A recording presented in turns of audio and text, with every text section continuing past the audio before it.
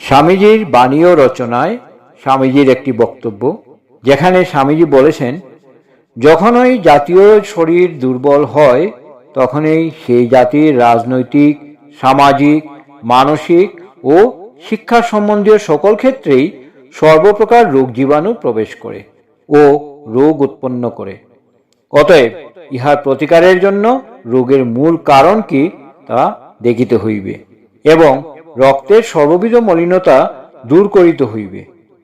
একমাত্র কর্তব্য হইবে লোকের মধ্যে শক্তি সঞ্চয় করা, রক্তকে বিশুদ্ধ করা, শরীরকে সতেজ করা, যাহাতে উহা সর্বপ্রকার বাহ্য বিষের প্রবেশ প্রতিরোধ করিতে পারে ও ভিতরের বিষকে বাহির করিয়া দিতে পারে। আমরা পূর্বেই দেখিয়াছি, আমাদের ধর্মই আমাদের তেজ, বীর্য, এমনকি জাতীয় জীবনের মূল ভিত্তি। এই ধর্মেই আমাদের জাতীয় মন, জাতীয় প্রাণ প্রবাহ দেখিতে পাইবে। ধর্ম অনুসরণ করো, তোমরা গৌরবান্বিত হইবে। ধর্ম পরিত্যাগ করো, তোমাদের মৃত্যু নিশ্চয়।